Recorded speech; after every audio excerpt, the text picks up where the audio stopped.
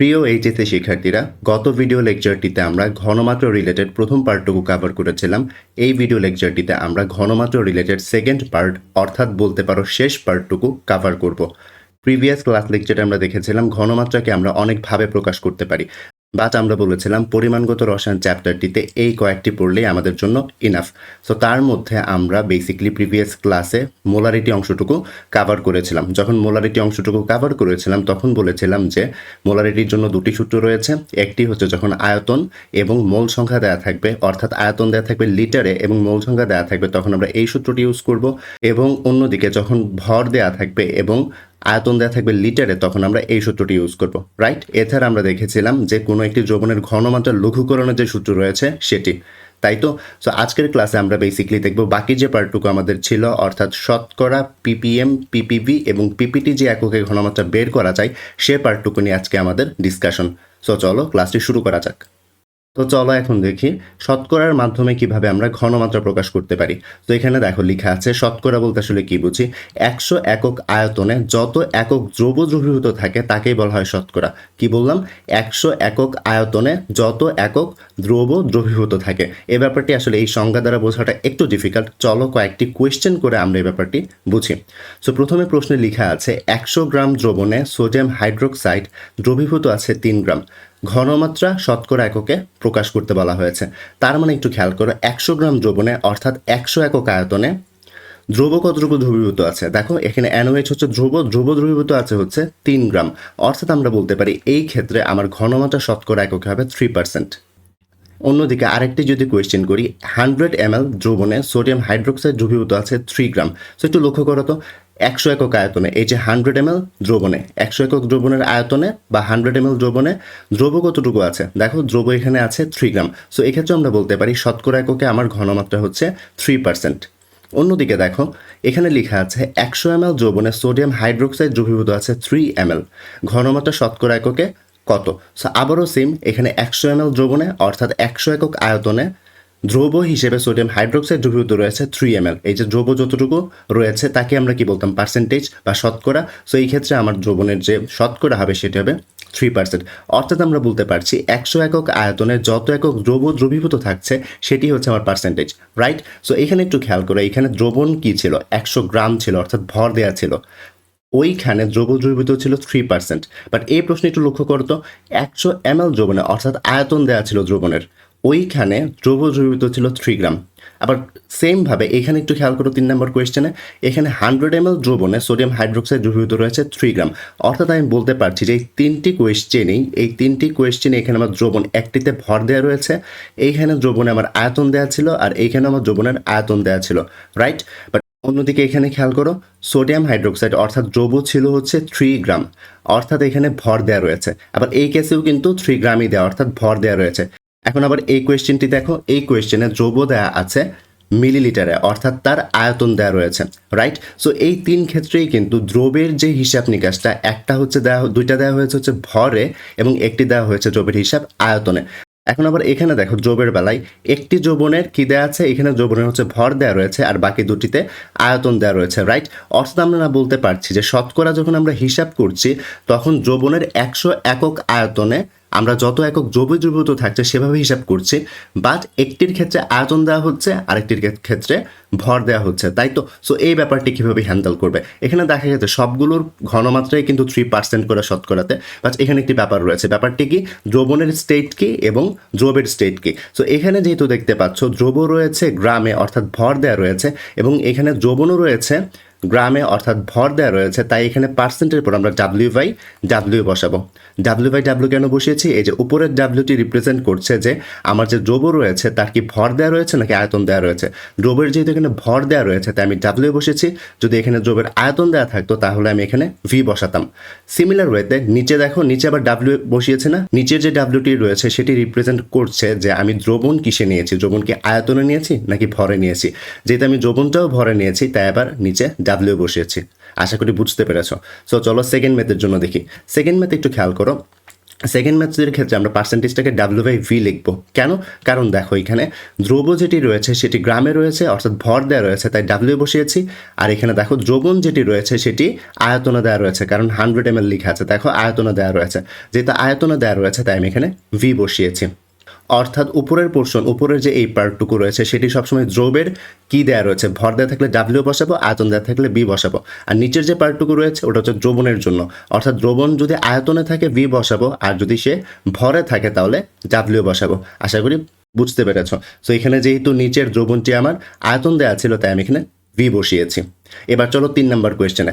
3 নম্বর কোয়েশ্চেনে দেখো এখানে দ্রব্য কিসে রয়েছে, আয়তনে, অর্থাৎ উপরে V বসাবো। দ্রবণ কিসে রয়েছে, আয়তনে, অর্থাৎ মিলিলিটার, যেহেতু আয়তনে তাই নিচেও আমি V বসাবো। অর্থাৎ এই ক্ষেত্রে আমার পার্সেন্টেজের একক হবে V/V। আশা করি বুঝতে পেরেছ। এখন চলো এই কনসেপ্টগুলো ব্যবহার করে কয়েকটি ম্যাথ করি।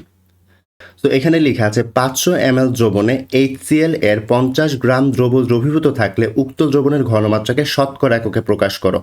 কি বলা আছে, 500 গ্রাম দ্রবণ, অর্থাৎ দ্রবণের আয়তন দেওয়া রয়েছে, V দেওয়া রয়েছে, অন্যদিকে HCl এর 50 গ্রাম দ্রবীভূত, তাই তো, যেহেতু 50 গ্রাম বলা রয়েছে অর্থাৎ HCl বা দ্রবের কি দেওয়া রয়েছে, দ্রবের ভর দেওয়া রয়েছে, রাইট। সো চলো এই ম্যাথটি সমাধান করি। তো প্রথমেই হচ্ছে আমরা পার্সেন্টেজ কত সেটি বের করব, দেন হচ্ছে আমরা একক বের করব। এখানে দেখতে পাচ্ছ সমাধানের ক্ষেত্রে প্রথমেই আমরা লিখতে পারি যে 500 ml দ্রবণে HCl দ্রবীভূত রয়েছে 50 গ্রাম, রাইট। দেখো কোয়েশ্চেনে লেখা ছিল 500 ml দ্রবণে HCl এর 50 গ্রাম দ্রবীভূত রয়েছে, তাই তো, তাই আমি লিখলাম 500 ml দ্রবণে HCl দ্রবীভূত আছে 50 গ্রাম। তাহলে 100 ml কতটুকু থাকবে? আমরা জানি 100 ml যতটুকু থাকবে বা 100 গ্রামে যতটুকু থাকবে সেটাই তো হচ্ছে আমাদের পার্সেন্টেজ বা শতকরা, তাই তো।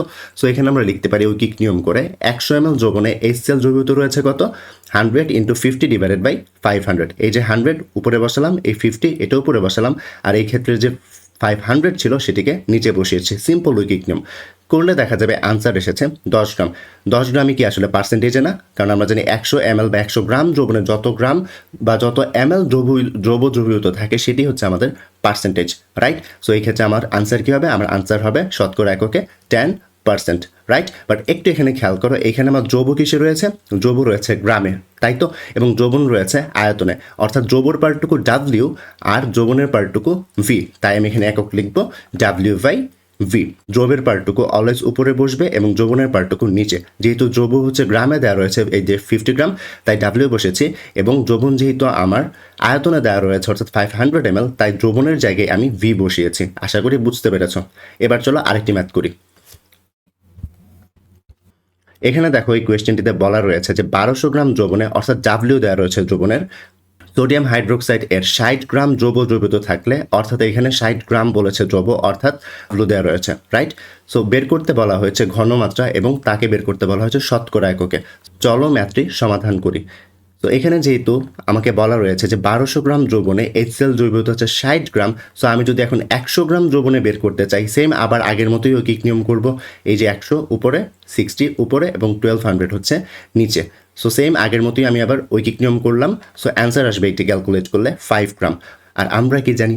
আমরা জানি যে 100 গ্রাম বা 100 ml দ্রবণে যত গ্রাম বা যত ml দ্রবীভূত থাকে সেটাই হচ্ছে আমাদের শতকরা, তাই তো। সো এখানে আমরা 5% পেলাম। আর 100 একক আয়তনে যত একক দ্রবীভূত থাকে তাকে আমরা কি বলতাম? তাকে আমরা শতকরা বলতাম, পার্সেন্টেজ। সো এই ক্ষেত্রে আমার অ্যান্সার কত? 5%। আরেকটু খেয়াল করে, এখানে দ্রবের কি দেওয়া রয়েছে? ভর, অর্থাৎ W দেওয়া রয়েছে, এবং দ্রবণেরও কি ভরই দেওয়া রয়েছে, অর্থাৎ W দেওয়া রয়েছে, তাই আমরা বলতে পারি তার একক হবে W/W। তাহলে এই ক্লাস লেকচারটিতে আপাতত আমরা শিখেছি শতকরা এককে কিভাবে ঘনমাত্রা বের করা যায়। আর যদি তোমাদের মনে থাকে প্রিভিয়াস ক্লাসে আমরা কি পড়েছিলাম? প্রিভিয়াস ক্লাসে আমরা পড়েছিলাম মোলারিটি এককে কিভাবে ঘনমাত্রা নির্ণয় করা যায়। অর্থাৎ এখন পর্যন্ত আমরা পারি শতকরা একক এবং মোলারিটি এককে কিভাবে ঘনমাত্রা নির্ণয় করা যায়। আচ্ছা, সো একটু খেয়াল করো, এখন তোমাদের ইন্টারমিডিয়েট লেভেলে সবচাইতে ইম্পর্টেন্ট যে পার্টটুকু সেটি হচ্ছে মোলারিটি এককে তোমাদের ঘনমাত্রা দিয়ে দেয়, বলে শতকরা এককে বের করো। আবার শতকরা এককে ঘনমাত্রা দিয়ে দেয়, বলে মোলারিটি এককে বের করো। সো এই পার্টটুকু করার জন্য আমাদের অবশ্যই শতকরা এবং মোলারিটির মাঝখানে একটা সম্পর্ক প্রয়োজন। তাই এই স্লাইডে আমরা পড়ব শতকরা এবং মোলারিটির মাঝখানে আমরা কিভাবে সম্পর্ক স্থাপন করতে পারি। চলো শুরু করি। সো প্রথমেই আমরা শতকরা এবং মোলারিটির মাঝখানে যে সম্পর্কটি সেটি লিখে নিয়েছি। শতকরা এবং মোলারিটির মাঝখানে যে সম্পর্ক সেটি হচ্ছে C = tan x d / M. So চলো এখানে কার কি পরিচয় সেটি জেনে নিই। এখানে সি হচ্ছে মোলারিটি এককে ঘনমাত্রা, আর এক্স হচ্ছে শতকরা এককে ঘনমাত্রা। কি বললাম? বললাম যে সি হচ্ছে মোলারিটি এককে ঘনমাত্রা, এক্স হচ্ছে শতকরা এককে ঘনমাত্রা, এবং ডি হচ্ছে ঘনত্ব, এবং এম হচ্ছে আণবিক ভর। সো এক্ষেত্রে একটু খেয়াল করো, ঘনত্বের যে পার্টটুকু বলেছি, সো অনেক কোয়েশ্চেনে দেখবে তোমাদের পদার্থের ঘনত্ব দেয়া থাকে না।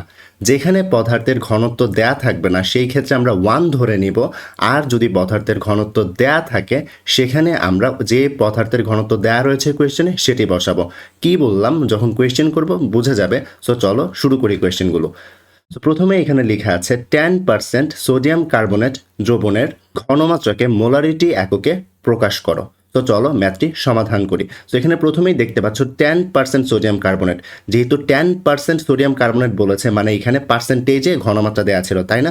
সো আমার এক্স এর ভ্যালু কত হবে? এক্স এর ভ্যালু হবে 10, রাইট? আর যেহেতু এখানে সোডিয়াম কার্বনেট বলেছে, সোডিয়াম কার্বনেটের আণবিক ভর কত? সোডিয়াম কার্বনেটের আণবিক ভর হচ্ছে 106। সোডিয়াম কার্বনেটের আণবিক ভর হচ্ছে 106। আশা করি এটুকু তোমরা নির্ণয় করতে পারবে।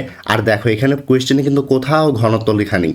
যেহেতু কোয়েশ্চেনে কোথাও ঘনত্ব লেখা নেই তার মানে আমার ডি এর মান কত? ডি এর মান হবে 1। আশা করি বুঝতে পেরেছো। সো আমাকে এখানে বের করতে হবে কি? মোলারিটি এককে প্রকাশ করতে হবে, তাই না? অর্থাৎ আমার সি এর ভ্যালু প্রয়োজন, রাইট? সো চলো ম্যাথটি শুরু করি। সো এখানে দেখতে পাচ্ছ C equals to 10xt divided by M, right?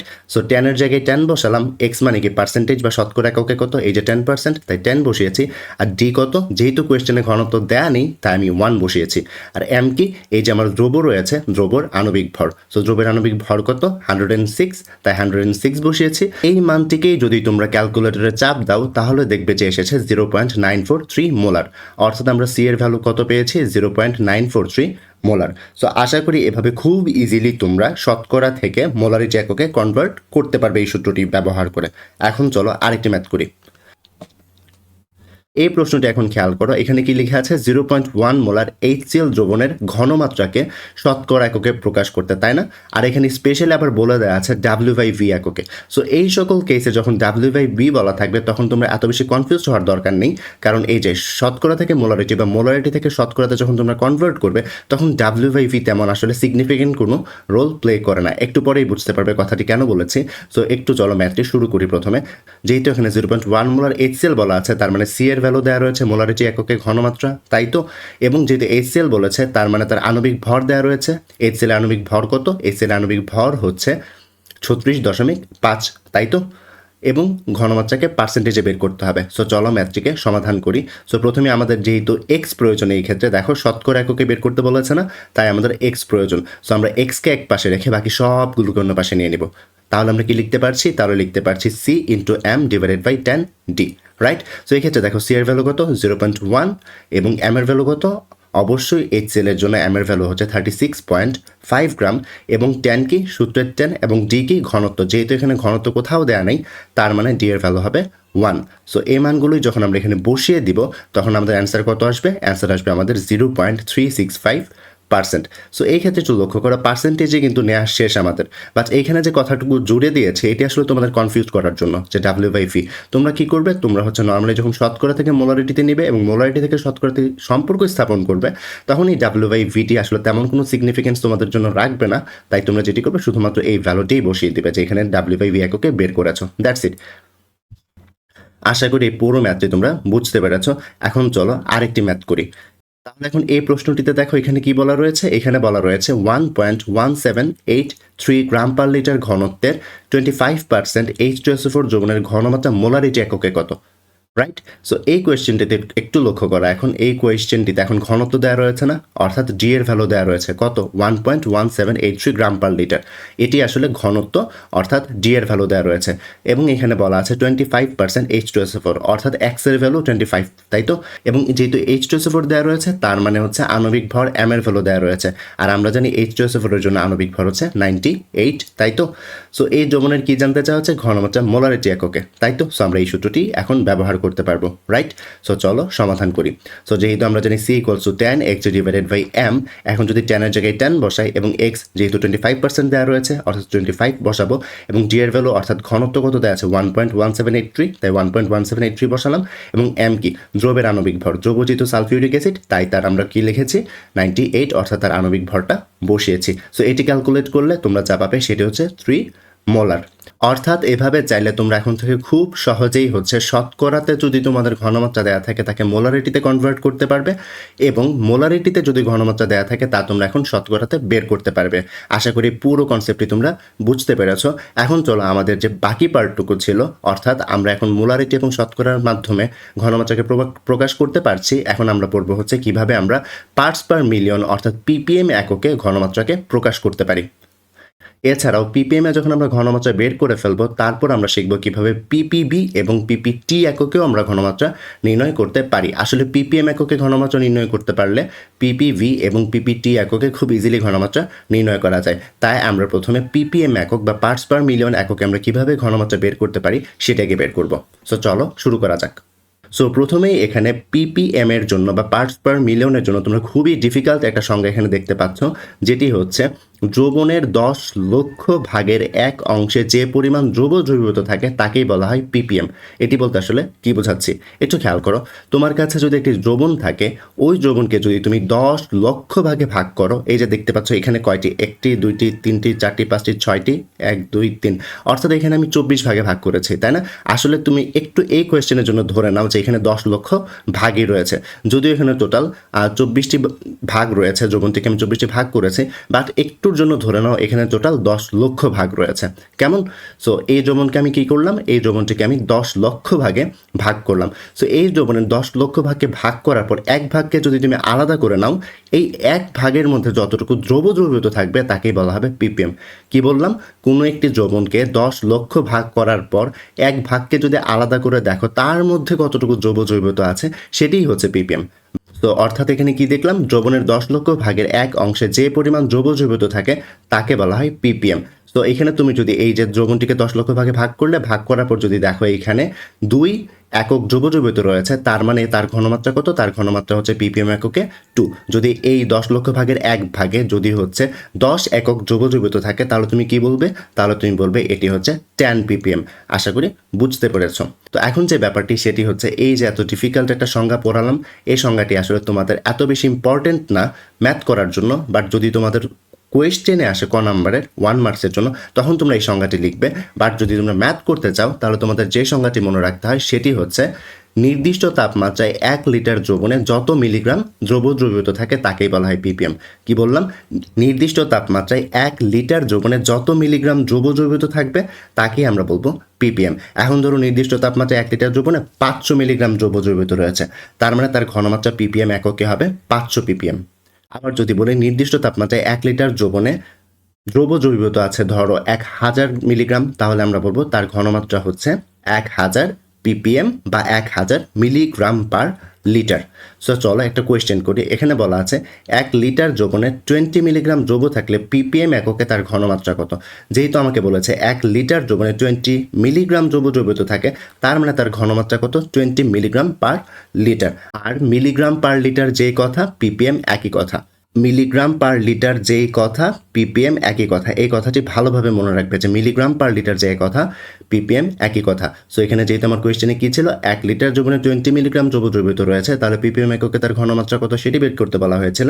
So আমরা দেখেছিলাম নির্দিষ্ট তাপমাত্রায় 1 লিটার দ্রবণে যত মিলিগ্রাম দ্রব দ্রবীভূত থাকে তাকে আমরা বলি পিপিএম। যেহেতু এখানে নির্দিষ্ট তাপমাত্রা অর্থাৎ 1 লিটার দ্রবণে 20 মিলিগ্রাম দ্রব দ্রবীভূত ছিল, তার মানে তার ঘনমাত্রা হচ্ছে 20 পিপিএম। আশা করি বুঝতে পেরেছ। যেহেতু আমরা এখন মোলারিটি এবং পিপিএম 2 এককেই হচ্ছে ঘনমাত্রা নির্ণয় করতে পারি, সো আমাদের পরীক্ষার জন্য ইম্পর্টেন্ট যে পার্টটুকু সেটি হচ্ছে মোলারিটি থেকে কিভাবে পিপিএমে কনভার্ট করা যায় এবং পিপিএম এককে ঘনমাত্রা দেওয়া থাকলে কিভাবে মোলারিটিতে কনভার্ট করতে হয়, সেগুলো হচ্ছে আমাদের কোয়েশ্চেনে সবচেয়ে বেশি এসে থাকে। সো এই পার্টটুকু করার জন্য, অর্থাৎ মোলারিটি এককে ঘনমাত্রা যদি দেওয়া থাকে পিপিএমে যদি বের করতে বলে, অথবা পিপিএম এককে যদি ঘনমাত্রা দেওয়া থাকে মোলারিটি এককে যদি বের করতে বলে, তখন আমরা কিভাবে ম্যাথগুলো করব সেগুলো আসলে এই স্লাইডটিতে আমরা দেখব এখন। সো এটির জন্য তোমাদের প্রথমেই যে কাজটুকু করতে হয় সেটি হচ্ছে একক রূপান্তর করে নিতে হয়। আচ্ছা, একক রূপান্তর বলতে কি বোঝাচ্ছি সেটি একটু এক্সপ্লেইন করি। ধরো তোমাকে বলা রয়েছে যে মোল পার লিটার এককে তোমার কোনো কিছুর ঘনমাত্রা দেওয়া রয়েছে, অর্থাৎ মোলারিটি এককে তোমাকে ঘনমাত্রা দেয়া আছে। তো তোমার এখন দরকার হচ্ছে তাকে গ্রাম পার লিটার এককে কনভার্ট করার। তাহলে তুমি যেটি করবে, সিম্পলি তার আণবিক ভর দ্বারা গুণ করে দেবে। কি বোঝাচ্ছি এরকম যে ধরো তোমাকে সালফিউরিক অ্যাসিডের মোল পার লিটার দেওয়া রয়েছে, অর্থাৎ মোলারিটি এককে ঘনমাত্রা দেওয়া রয়েছে। এখন তুমি যদি তাকে গ্রাম পার লিটার এককে নিতে চাও, তাহলে তোমাকে যেটি করতে হবে সালফিউরিক অ্যাসিডের আণবিক ভর দ্বারা গুণ করতে হবে। তাহলে আমরা কি বুঝলাম? তাহলে আমরা বুঝলাম কোনো একটি পদার্থের ঘনমাত্রা যদি মোল পার লিটার একক বা মোলারিটিতে দেওয়া থাকে, তাহলে তার আণবিক ভর দ্বারা যদি আমরা গুণ করি তাকে, অর্থাৎ ঘনমাত্রাকে গুণ করি, তাহলে আমরা গ্রাম পার লিটার এককে ঘনমাত্রা বের করতে পারবো। সিমিলার ওয়েতে যদি আমাকে গ্রাম পার লিটার এককে যদি ঘনমাত্রা দেওয়া থাকে কোনো কিছুর, আমাকে যদি বলে মোল পার লিটার এককে বের করতে, তাহলে আমাকে যেটা করতে হবে সেটি হচ্ছে তার আণবিক ভর দ্বারা ভাগ করতে হবে।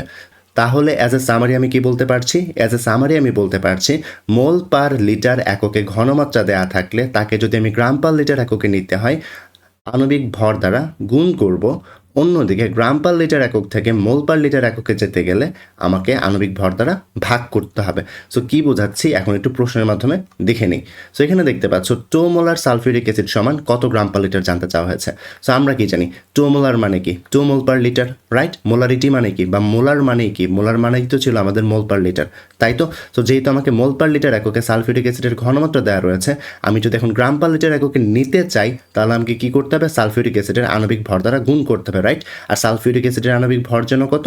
98, তাই তো? সো তাই আমি 2 × 98 লিখলাম। তাহলে আমার একক কি আসবে? মোল পার লিটার একক থেকে আমি গ্রাম পার লিটার এককে যেতে পারছি, তাই না?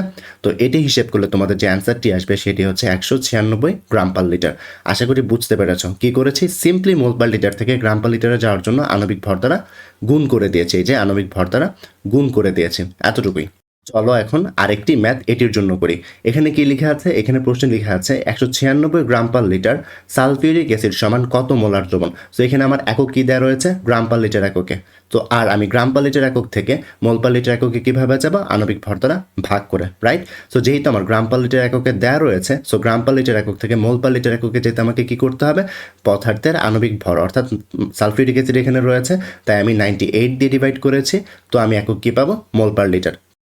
আর মোল পার লিটার যে কথা, মোলার একই কথা, রাইট? সো এই ক্ষেত্রে আমরা কি বুঝলাম? এই ক্ষেত্রে আমরা বুঝলাম মোল পার লিটার থেকে গ্রাম পার লিটারে যেতে গেলে আমাদের আণবিক ভর দ্বারা গুণ করতে হবে, এবং গ্রাম পার লিটার থেকে মোল পার লিটারে যেতে গেলে আমাদের আণবিক ভর দ্বারা ভাগ করতে হবে। এতটুকুই ছিল একক রূপান্তর। তো এখন অ্যাজ এ সামারি আমরা যদি বের করতে চাই মোলারিটি থেকে পিপিএম এবং পিপিএম থেকে মোলারিটিতে যেতে গেলে আমাদের কি কি করতে হবে, সো অ্যাজ এ সামারি আমরা বলতে পারি প্রথমেই আমরা মোল পার লিটার থেকে গ্রাম পার লিটার এককে যেতে গেলে কি করব? আণবিক ভর দ্বারা গুণ করব। গ্রাম পার লিটার একক থেকে মোল পার লিটার এককে যেতে গেলে কি করব? আণবিক ভর দ্বারা ভাগ করব, তাই তো? আর পিপিএম এর সংজ্ঞা কি ছিল? পিপিএম এর সংজ্ঞা ছিল নির্দিষ্ট তাপমাত্রায় 1 লিটার দ্রবণে যত মিলিগ্রাম দ্রবীভূত থাকবে তাকে আমরা বলবো তত পিপিএম, তাই তো? এবং আমরা শিখেছি মিলিগ্রাম পার লিটার সমানই আমরা লিখতে পারি পিপিএম। সো এই কনসেপ্টগুলো এখানে এই স্লাইডে যে কনসেপ্টগুলো রয়েছে, এই কনসেপ্টগুলো শুধুমাত্র মাথায় রাখো, তাহলেই তোমরা মোলারিটি থেকে পিপিএম এবং পিপিএম থেকে মোলারিটিতে যেতে পারবে। সো চলো কনভার্সনগুলো নিয়ে আমরা এখন ম্যাথ করি। সো এখানে প্রশ্নে কি লেখা আছে? এখানে প্রশ্নে লেখা আছে 2 মোলার সোডিয়াম হাইড্রোক্সাইড সমান কত পিপিএম, অর্থাৎ মোলারিটি থেকে আমাকে পিপিএম এ যেতে বলেছে।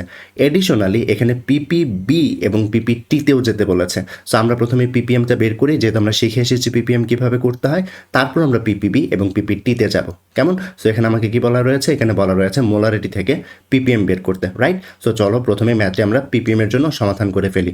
সো এখানে যেহেতু 2 মোলার রয়েছে, অর্থাৎ আমরা বলতে পারি 2 মোলার সোডিয়াম হাইড্রোক্সাইড রয়েছে। আর মোলার মানেই কি? মোল পার লিটার, রাইট? আর মোল পার লিটার থেকে আমরা জানি গ্রাম পার লিটারে যাওয়ার জন্য আমাদের আণবিক ভর দ্বারা গুণ করতে হয়, রাইট? আর সোডিয়াম হাইড্রোক্সাইডের আণবিক ভর কত? 40। তাই আমি এখানে মোল পার লিটার থেকে গ্রাম পার লিটারে যাওয়ার জন্য আণবিক ভর 40 দিয়ে গুণ করে ফেলেছি। সো এখানে হিসাব করলে আমার মান আসে হচ্ছে 80 গ্রাম পার লিটার। আশা করি বুঝতে পেরেছ। আর এখন দেখো গ্রাম পার লিটার থেকে যদি আমার মিলিগ্রাম পার লিটারে যেতে হয়, তাহলে আমরা কি জানি? আমরা জানি 1 গ্রাম সমান 1000 মিলিগ্রাম, রাইট? সো আমি এখানে গ্রাম পার লিটার থেকে মিলিগ্রাম পার লিটারে যাওয়ার জন্য আমি কী করবো? 1000 দ্বারা গুণ করব। তো 1000 দ্বারা যদি আমি গুণ করি, তাহলে আমার যে ভ্যালুটি আসবে সেটি হচ্ছে 8 × 10⁴ মিলিগ্রাম পার লিটার। আমি এখানে কি করেছি? এখানে সিম্পলি গ্রাম পার লিটার থেকে মিলিগ্রাম পার লিটারে যাওয়ার জন্য 1000 দিয়ে গুণ করেছি। আশা করি বুঝতে পেরেছ। আর আমরা কি জানি? মিলিগ্রাম পার লিটার মানে কি ছিল? পিপিএম ছিল, রাইট? সো এখানে আমি বলতে পারি এত পিপিএম। আশা করি এই পুরো পার্টটুকু অর্থাৎ আমি মোলারিটি থেকে কিভাবে পিপিএমে কনভার্ট করেছি সেটি তোমরা বুঝতে পেরেছো। এখন চলো পিপিএম থেকে আমরা কিভাবে পিপিবিতে যাব সেটি কিভাবে করব সেটি একটু দেখে নিই। পিপিবি মানে যেন কী ছিল? পিপিবি মানে ছিল পার্টস পার বিলিয়ন, তাই তো? এটিও ঘনমাত্রা প্রকাশের আরেকটি ওয়ে, তাই তো? সো আমরা যখন পিপিএম থেকে পিপিবিতে যাব তখন আমাদের কিচ্ছু করতে হবে না, আমাদের সিম্পলি 10⁻³ দিয়ে গুণ করে দিলেই হবে, তাহলেই আমরা পিপিবি এককে মান পেয়ে যাব। কি বললাম? বলেছি যে পিপিএম এককে যেটি আসবে তাকে যদি 10⁻³ দিয়ে গুণ করি তাহলেই আমরা ঘনমাত্রাকে পিপিবি এককে পেয়ে যাব। এবং অন্যদিকে আমরা যদি পিপিটি একক বা পার্টস পার ট্রিলিয়ন এককে বের করতে চাই ঘনমাত্রা, তাহলে পিপিবি এককে যে মানটি পেয়েছি ওই পিপিবি এককের সাথে যদি আমি 10⁻³ গুণ করে দিই তাহলেই আমি পেয়ে যাব পিপিটি এককে মান। আশা করি বুঝতে পেরেছো যে কীভাবে এই ম্যাথটি করেছি। সো এভাবে চাইলে খুব ইজিলি তোমরা এই ম্যাথগুলো সলভ করতে পারো। এবার চলো আরেকটি ম্যাথ করি। এখানে প্রশ্নে বলা আছে 0.1 মোলার সালফিউরিক অ্যাসিড সমান কত পিপিএম, কত পিপিবি এবং কত পিপিটি সেটি নির্ণয় করতে, রাইট? সো একটু লক্ষ্য করো, এই ম্যাথটি কিন্তু আসলে আমাদের প্রিভিয়াস স্লাইডে করা ম্যাথটির হুবহু কপি, তাই না? শুধুমাত্র এখানে ঘনমাত্রা এবং পদার্থ সোডিয়াম হাইড্রোক্সাইডের জায়গায় সালফিউরিক অ্যাসিড দেওয়া রয়েছে, তাই তো? তো তোমরা যারা প্রিভিয়াস ম্যাথটি খুব ভালোভাবে বুঝেছো তোমরা এখনই ভিডিওটিকে পজ করে আমাকে কমেন্ট বক্সে অ্যান্সার জানিয়ে দিতে পারো, আর যদি না পারো তাহলে আমার এই সমাধানটি প্রসিড করতে পারো। সো চলো আমরা এখন সমাধানটা শুরু করি। তাহলে প্রথমেই আমরা কি করব? এই যে এখানে আমাকে মোলারিটিতে ঘনমাত্রা দেওয়া রয়েছে, আমাকে পিপিএমে বের করতে হবে, তাই তো? আর পিপিএম এককে বের করার পর 10⁻³ দিয়ে গুণ করলে আমি পিপিবিতে যেতে পারবো। আবার পিপিবি এককে যে মানটি পেয়েছি তাকে 10⁻³ দিয়ে গুণ করলে আমি পিপিটিতে যেতে পারবো, রাইট? সো চলো ম্যাথটি শুরু করি।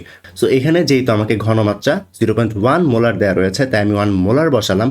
মোলার মানে কি? মোলার মানে হচ্ছে মোল পার লিটার, তাই মোল পার লিটার ইউজ করেছি। আর মোল পার লিটার একক থেকে গ্রাম পার লিটার এককের জন্য কীভাবে যাব?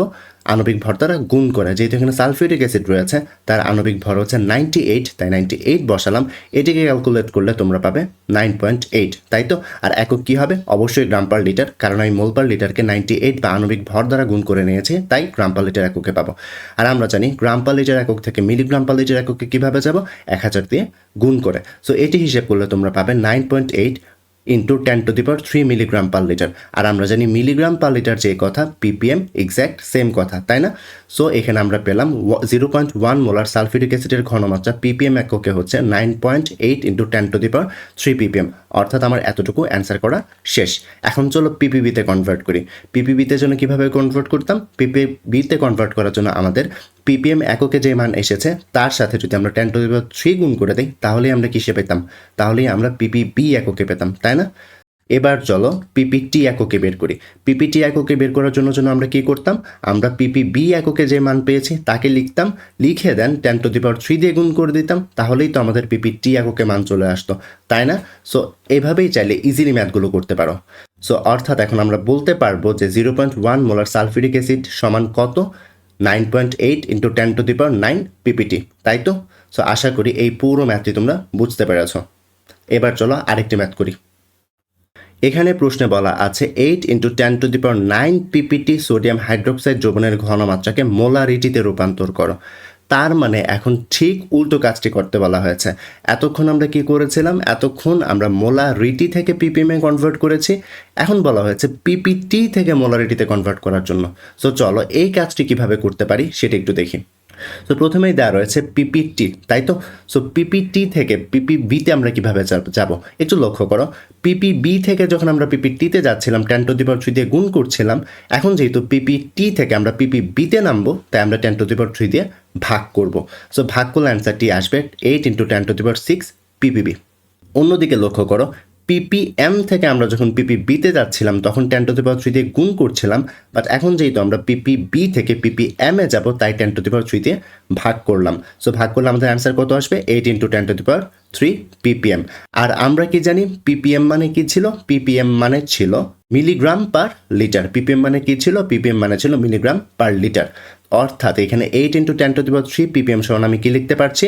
8 ইন্টু 10⁻³ পিপিএম সমান আমি লিখতে পারছি 8 into 10⁻³ milligram per litre, right? So আবার লক্ষ্য করো, গ্রাম পার লিটার থেকে মিলিগ্রাম পার লিটারে যাওয়ার জন্য কি করতাম? 1000 দিয়ে গুণ করতাম। আর এখন কি করব? মিলিগ্রাম পার লিটার থেকে গ্রাম পার লিটারে যাব, তাই 1000 দিয়ে ভাগ করেছি। তো ভাগ করলে আমরা যেটা পাবো সেটা হচ্ছে 8 গ্রাম পার লিটার। আর আমরা কিন্তু শিখে এসেছি গ্রাম পার লিটার থেকে মোল পার লিটারে গেলে আণবিক ভর দ্বারা ভাগ করতে হয়, রাইট? তো এই ক্ষেত্রে যেহেতু সোডিয়াম হাইড্রোক্সাইড রয়েছে তার আণবিক ভর হচ্ছে 40, তাই আমরা এখানে 40 দিয়ে ভাগ করেছি গ্রাম পার লিটার থেকে মোল পার লিটারে যাওয়ার জন্য। তো এই হিসাবটি করলে আমাদের অ্যান্সার যেটি আসবে সেটি হচ্ছে 0.2 মোল পার লিটার। আর আমরা তো জানি মোল পার লিটার যেই কথা, মোলার বা ক্যাপিটাল এম একই কথা। তো এখানে আমাদের অ্যান্সার এসেছে 0.2 মোলার, অর্থাৎ 8 × 10⁹ পিপিটি সোডিয়াম হাইড্রোক্সাইড দ্রবণের ঘনমাত্রাকে যদি আমরা মোলারিটিতে রূপান্তর করি আমাদের অ্যান্সার আসবে 0.2 মোলার। তাহলে আমরা এখন মোলারিটি থেকে পিপিএমে যেতে পারি এবং পিপিএম থেকে মোলারিটিতে যেতে পারি। খুবই সিম্পল, তাই না? তাহলে আশা করি তোমাদের যখন পরীক্ষাতে বলা হবে মোলারিটি থেকে পিপিএমে কনভার্ট করতে অথবা পিপিএম থেকে মোলারিটিতে কনভার্ট করতে, তখন সেটি তোমরা করতে পারবে। খুবই স্ট্রেট ফরওয়ার্ড এবং সিম্পল, রাইট? তাহলে এতক্ষণ পর্যন্ত আমরা কি কি শিখলাম?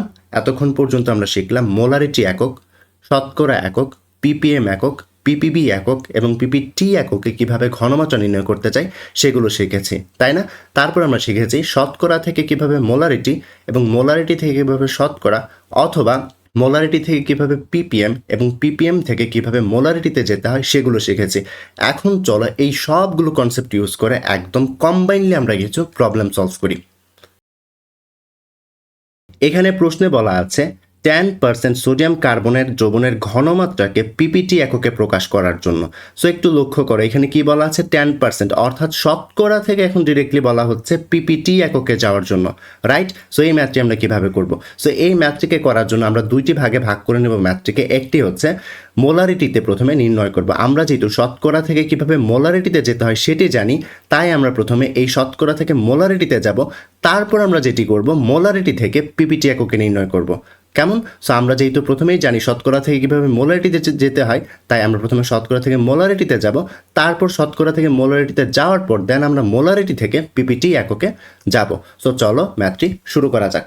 তো প্রথমেই আমরা মোলারিটি এককে নির্ণয় করার জন্য একটি সূত্র পড়ে এসেছিলাম, যেটি হচ্ছে সেটি C = tan xd / m, right? So এখানে ট্যানের জায়গায় 10 বসালাম, আর এক্স কি ছিল? শতকরা এককে ঘনমাত্রা, আর এখানে শতকরা এককে ঘনমাত্রা 10% দেওয়া রয়েছে তাই 10 বসিয়েছি। এবং ডি কি ছিল? ডি ছিল হচ্ছে ঘনত্ব। যেহেতু এই কোয়েশ্চেনে ঘনত্ব দেয়া নেই তাই আমি ডি এর জায়গায় কত বসিয়েছি? 1। আর ঘনত্ব দেয়া থাকলে ঘনত্ব বসাতাম এখানে। এবং এম যেন কি ছিল? এম ছিল হচ্ছে আণবিক ভর। যেহেতু এখানে সোডিয়াম কার্বনেটের আণবিক ভর আমরা জানি 106, তাই 106 বসিয়েছি। সো এটি ক্যালকুলেট করলে আমাদের অ্যান্সার আসবে 0.943 মোলার। অর্থাৎ আমরা বলতে পারি 10% সোডিয়াম কার্বনের দ্রবণের ঘনমাত্রা মোলারিটি এককে কত? 0.943 মোলার। সো যেহেতু এখন আমি মোলারিটি এককে পেয়ে গেছি, মোলারিটি একক থেকে আমরা এখন পিপিটি এককে বের করব। সো এই পার্টটুকু কিন্তু আমরা অনেকবার করেছি, তাই না? সো চলো আবার করি। সো এখানে কি পিপিটি এককে নির্ণয় করতে বলেছে কার? 0.943 মোলার দ্রবণের, তাই তো? সো মোলার মানে কি? মোল পার লিটার, তাই তো? মোল পার লিটার বসালাম। আর আমরা জানি মোল পার লিটার থেকে গ্রাম পার লিটার এককে যেন আমরা কিভাবে যাই? আণবিক ভর দ্বারা গুণ করে, রাইট? তো যেহেতু এখানে সোডিয়াম কার্বনেট দেওয়া রয়েছে তাই আমি সোডিয়াম কার্বনেটের আণবিক ভর 106 বসিয়েছি। সো এটিকেই ক্যালকুলেট করলে তোমরা কি পাবে? 100.058 গ্রাম পার লিটার।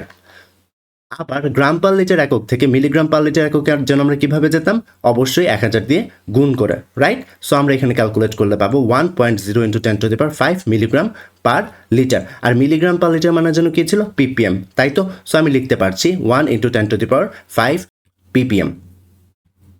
সো একটু লক্ষ্য করো, আবার পিপিএম থেকে আমার যদি পিপিবিতে যেতে হয় কি যেন করতে হয়? 10⁻³ দিয়ে গুণ করতে হয়, তাহলেই কিন্তু আমি পিপিবি এককে যেতে পারি, যেটির অ্যান্সার এখানে এসেছে 1 × 10⁸ পিপিবি।